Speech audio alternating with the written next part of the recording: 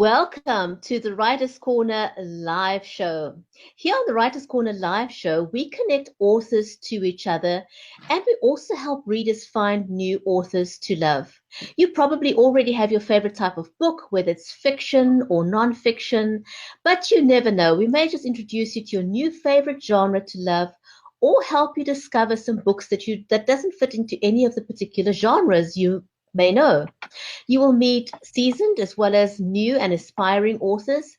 And when you meet our seasoned authors, they will even share their tips and tricks of how to go publishing the first time. On the Writers Corner live show, you get to hear the backstories straight from the horse's mouth, so to speak. And with me today is my co-host, Mary E. Jackson. And if you don't know who I am Brigetti Limbande, host and also the producer of the show. Mary, welcome to the show today. Welcome, Brigetti. Nice to be here. I am so glad we have this show together. We're having so much fun with it, and we're able to provide a platform for authors of all different kinds of genres and just backgrounds and things, and let them be able to come on and talk about themselves and their books. And so it's been really a very exciting journey. For those of you out there who might be interested in live streaming, Brigetti does produce these shows, so you can contact her if you're interested in trying it out or have a show idea. And I am a children's author. I have the Perfectly Precious Foolicious series, and it can be found on Amazon and Barnes & Noble online and Walmart online and Goodreads and BookBub. And we've been writing empowering books for kids. I'm also an advocate for special needs and disabilities. And then Brigetti and I co-host this show together. We are getting ready to add a new show. We're not sure when, but it's in the works, isn't it? Yes, it absolutely is. And today's guest is Kristen L. Jackson. Yes. And we're looking forward to hear her backstory. So Kristen has been in the teaching profession for over 20 years. She lives in Reading, Pennsylvania with her husband. She's got 2 grown sons, and she loves large breed dogs, she says. She loves anything that has to do with writing. And she says that becoming an author was like a dream come true. And she loves reading stories to people. I wonder if we could get her to read maybe a piece out of her book, or if she's got it handy. Shall we ask her? Yes, it's absolutely. Always nice when we get an author to kind of just read a paragraph or 2 from their book. So it'll be absolutely fabulous if she can do that. Shall we bring her on the show? Let's go for it. She's waited long enough. I think so. Let's bring her on. And just like that, we are going to say welcome to Kristen. Hello, how are you? Hi, Brigetti. Hi, Mary. It's Hi. so nice to be here, finally talking to you guys. I want to say thank you guys for doing this show and putting a spotlight on writers. I think it's a wonderful thing you're doing. Oh, thank you. Well, we do too. We're really excited about it, and it's really taking off. And we're booked out through, oh my gosh, February, March, April next year. So we're super excited about that. That's amazing. Yeah, it is absolutely amazing. I mean, it's just kind of taken off, and we'll do it as long as we can, as long as we have authors that want to come on, and keep bringing them back when they have new books published. And we're just all having a really good time with this. And you know what, yours will probably go down in the history as maybe. I'm not even sure what it's going to go down in our history books for. But it has been very challenging for some reason to get this right with you. And it's because you're special. It just means that you're extra special, and you're going to sell 1 million books, and people will see you, they'll just go, oh yeah, there's Kristen, We all have worked really hard to get this one done. Yes. Yes. So your book is called Keeper of the Watch. Yes. What is Keeper of the Watch all about, and who is that story or the book geared for? What kind of audience is this going to be an attention grabber for? This is a young adult science fiction fantasy novel, and the main character in the story is Chase Walker, who has just turned 18, and a lot of things have happened in his life. He graduates from high school. He has his 18th birthday, and the uncle who raised him passes away very unexpectedly. While he's going through his uncle's belongings, he finds this watch. It's just an old beat up watch in his uncle's safe, and wonders why it was there. And he feels an instant connection to the watch, but has no idea why. So he kind of struggles with it. He puts it away, and the watch keeps kind of calling to him until he can't ignore it anymore. Some other people come into the picture. They're the hunters who are looking to get all of the watches. When the watches came into existence, there were 12 of them. But when we come into the story, there are 3 left because the hunters have destroyed the rest of them. And then another person comes into the story, Alex, and she's from another dimension. And she has been raised knowing all about the watches, and she answers a lot of questions he has. If Chase decides to put the watch on, it will allow him to travel to other dimensions. There are 12 other dimensions that he can travel to, all within the year of his 18th year. So each month he will hop to a new dimension if he chooses to connect with the watch. So that's kind of the storyline. So I believe Keeper of the Watch is kind of part of a Dimension 7 series. Is that right? Well, they're jumping to Dimension 7 in book 1. So it's the Keeper of the Watch series, and each book would be a different dimension. So, yeah. And how many dimensions did you say? There are 12 dimensions. I'm not sure if I'm going to make it a 12-book series. I think some dimensions I can condense in like 2 into 1 book. So we'll just see how it goes. I'm almost finished writing the sequel, and I'm really excited to get that finished. That's actually what my plan is for the rest of today after our interview, is to get some writing done. Oh, yes, I know. I've got to do the same thing. So, hey, tell us what was the release date again on the book? It was February 1st, 2018. Okay. All right. So, and, Christmas is coming up. There's birthdays always, and, before we get off today, we'll let everybody know where they can go to buy the book. Okay, thanks. And if you have any giveaways going on or specials or anything like that, are coming up, you can let people know to kind of look out for that, where they can find you. And awesome. So touch base with everyone a little bit, let everybody know where, because I like this part of the story, but where you write, or where you like to write, I love, we have just a tiny cabin in the Pocono Mountains of Pennsylvania. It's just a very, very scenic place, lots of woods and mountains. It's a really beautiful time of year right now. Well, actually, it's really nice in the fall with all the colors, but right now we just had 5+ inches of snow. Right.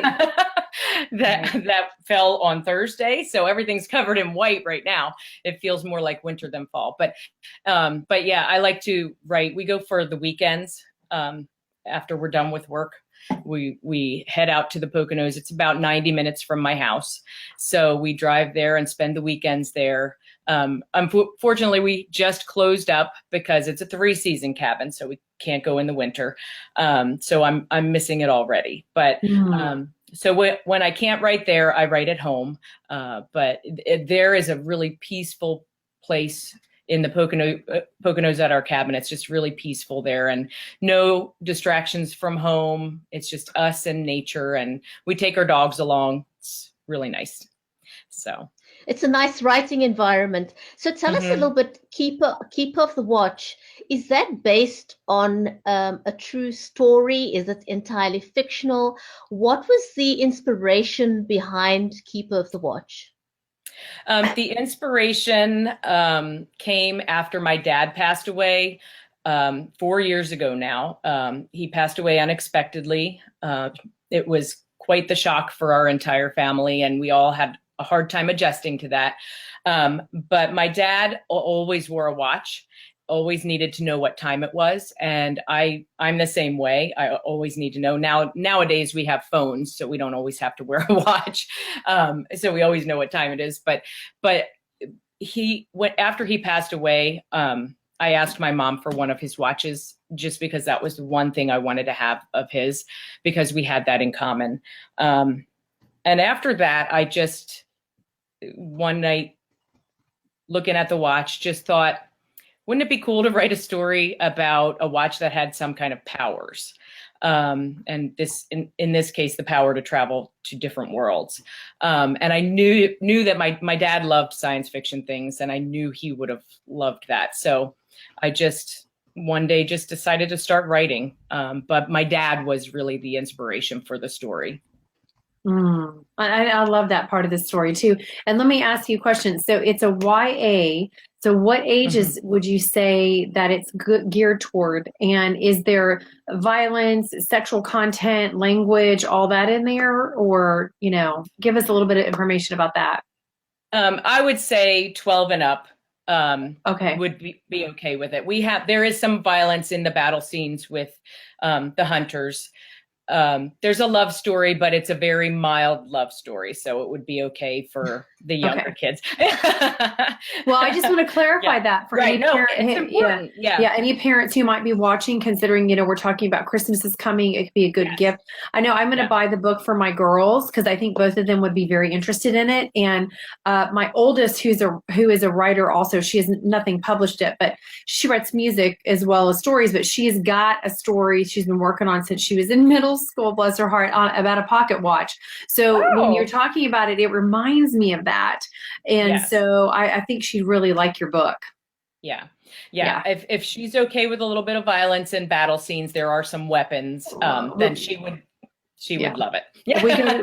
When you go to the Avenger movies, you can handle just about anything because it's she'll be fine. It's about 2 hours of blood and gore and battling. I mean, it's such a, for me doing a binge with them on the Avenger stuff. I mean, I love all that stuff, but there's a point I go, okay, I need a break. I have been on an adrenaline rush for a couple hours now, and I just need to go sit down for a minute. Okay, just not watch anything like this.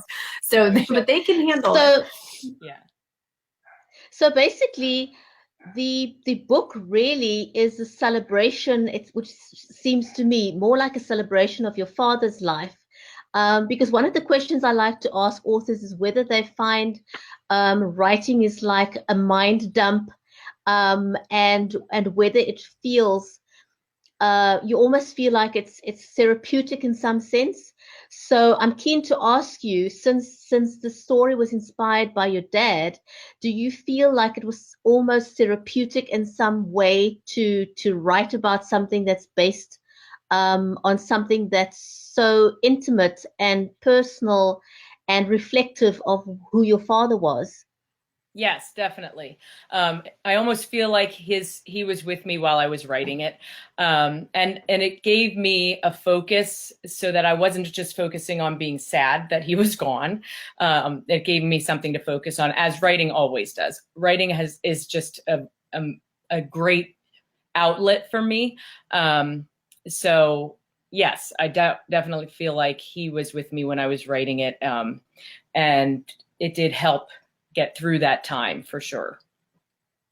Do you have anything hidden in the book that your general audience may not notice about you or your dad, that only, say, your mom or your family would recognize? There are some little things hidden throughout the book. One of them, in some memories of when Chase is remembering his Uncle Charlie, and how his Uncle Charlie used to like to tell jokes, but would laugh so hard through the joke that you almost didn't get to the punchline, but you'd have to laugh along with him just because he was laughing, even though you didn't know why it was funny. And my dad was kind of like that. If he told a joke, he would laugh his way through it, and I can hear his chuckle just as plain as day. And the other thing my dad really liked was constellations, looking at the stars. He always would point out Orion's belt.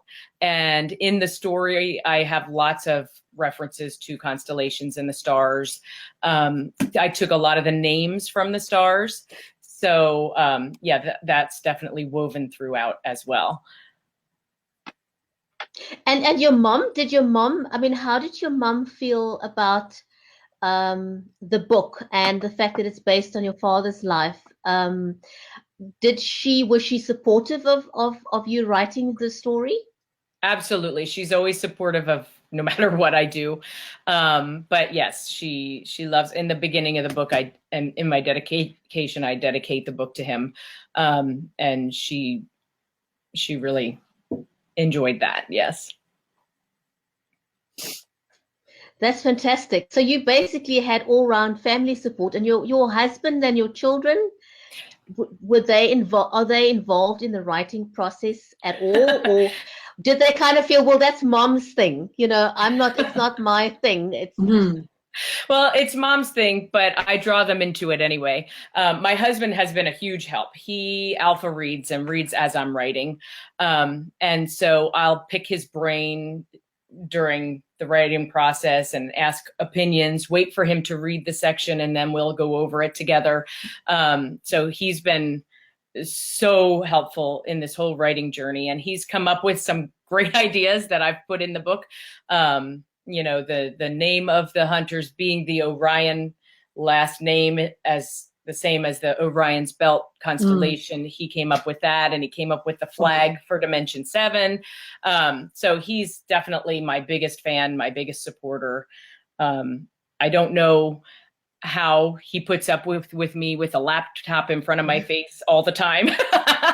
But he does because he knows that's what I want to do. So Right. yeah, so it's been great having such support. And my sons, my one son is a mechanic. So when I think anything that has to do with cars, I'll ask him opinions about that. My other son, I kind of based Chase's character off a combination of both of my sons. So I asked them both for advice and information with gaming and all of that, stuff that I might not know all about. Right. That's so great that you have all that motive, you just have all that support. It does make all the difference in the world to have that support. Definitely. Yeah, it just changes the whole energy of what you're writing, as opposed to somebody who's really struggling and has no support. Because we all want to feel loved and supported at the base of everything, and heard. So, yes. Okay, so you're finishing up your second book, and are you going to submit to Black Rose? Yes. As soon as I finish, I want to finish first and do a little bit of editing. And then once that's all done, it's not going as quickly as I wanted it to. I thought I might be finished by the end of October, but so many things pop up, and with working full time and, writing on the weekends and sometimes in the evenings, if I'm not too tired, Right. It takes a little bit longer than someone who doesn't write might realize. Right. But what I find also difficult is because I'm in the process of doing that right now myself. I'm working on a book, and it's like when I'm doing it, I'm in the groove of everything, and it's flowing, and then I have to stop because I have to go pick up kids. And then trying to get back to that groove and that whole mindset, then you have to go back and reread everything and go, okay, where was I? What was I thinking? What was my point? And it does make it quite challenging, as opposed to having, a day where you've got, 10 hours of writing, or 5 hours, or 4 hours, or even 3 hours. It does create challenges for those of us who are not full time. We could just sit down and blow it out, you know?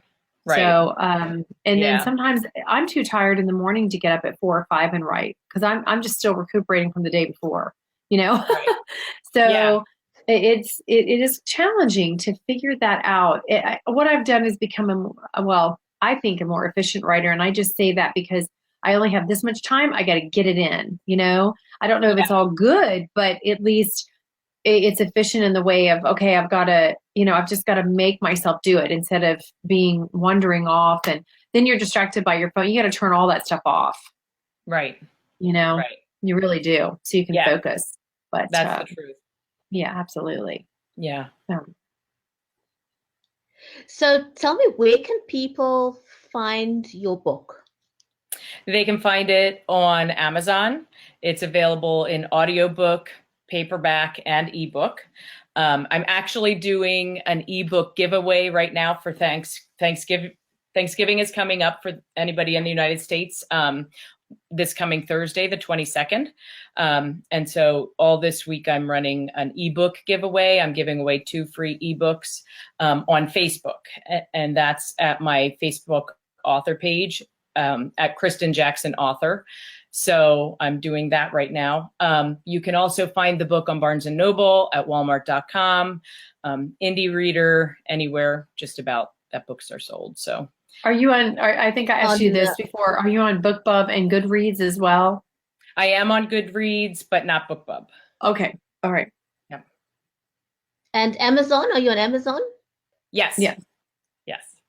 And did you say Black Rose Writing too? I did not. Yes, you're right. Okay, Black Rose Writing, the publisher. Yes. Yes. Also at blackrosewriting.com. Yes, absolutely. Yes, Can't forget about that. No, very important. Yes, they're very, very important. They are. Yes. So can you give us a little, oh, I know, Brigetti wanted to see if you would read a paragraph or two, something that's from your favorite part of the book. We'd love for you to read. Okay. Well, I do happen to have it right here. All right. How many words is it, by the way? It is about 65,000 words. So Okay. it's a little bit short. It's about 206 pages. I laugh. It's a little short to me. Reading to me, that's like, I mean, my children's books are like 24 at the most, right? So I'm like, that's ginormous. Yeah. Yes. And we've spoken before. I have a children's picture book that's also coming out in spring of 2019. So, yes. so Mary and I have that in common. Yeah. Plus, we're both Jacksons. There's got to be a relation somewhere. Yeah. So, what is how long is the children's book? How many pages? 32. Okay. All right. Awesome. Yep. I'm so excited for you. Okay. Yes. Thanks. Read on. We're excited. We want to hear. All right. I'm going to start right from chapter 1. That's kind of where Chase finds the watch, and you get drawn into the whole story that way. So chapter 1. The first time Chase saw the watch, he thought it was junk, just an old broken thing to be tossed aside. With all the recent advances in technology, he had no need for an outdated watch like this one. As he continued sorting through his recently departed Uncle Charlie's belongings, he dismissed the wristwatch, having every intention of throwing it away. While preparing to leave, Chase reached a hand toward the old timepiece, and a sudden electrical charge filled the air. The entire room seemed to sizzle and shake as if an earthquake had struck, and he grabbed onto his uncle's desk chair as the air around him hummed with an unknown power. When his fingers made contact with the watch, a jolt traveled from his fingertips to his toes, making the hair on his arms and legs stand on end. His blood came alive inside his body, pulsing, writhing, wanting, and he felt a powerful magnetic pull toward the watch. So I won't continue there, but that's how it starts. And that's how he comes in contact with the watch. So it does pull you in right away. And that's what you got to do. You got to pull people in right away. Into the action. Yeah. On that note, for writers, it is so much more challenging for us because of everything out there. Kids are becoming so desensitized to things that you have to put so much more into something in order to really grasp someone. And that's really hard, because my friend Thornton and I have been working on something, but it's much more innocent, and it's intended to be that way.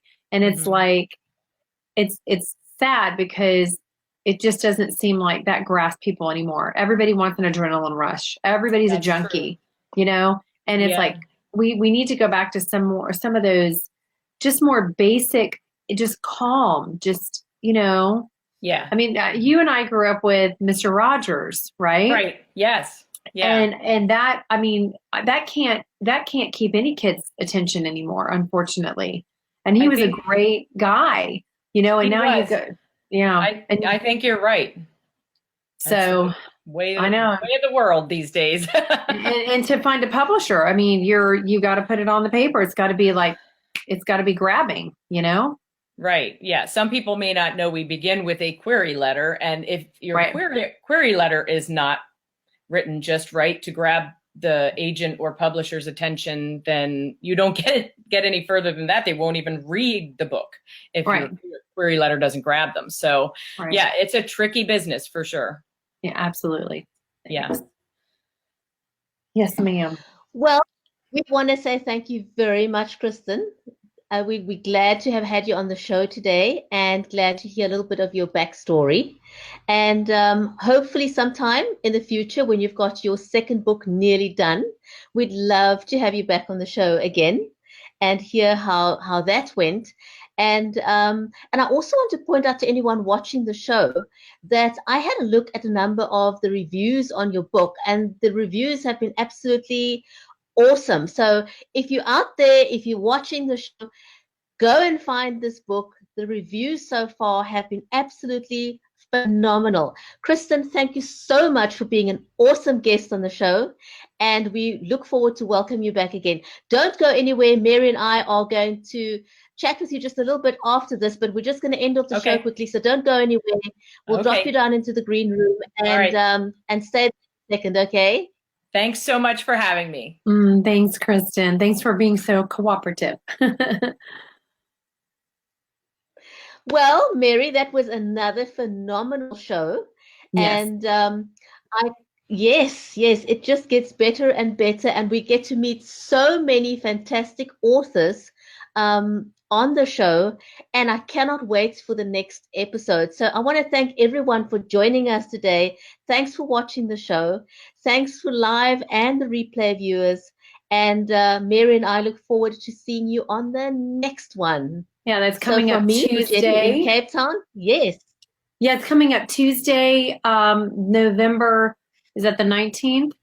Is it the 19th, I think? I So think the it's the 20th? night. The 20th? I don't have my Yes, calendar in front of me.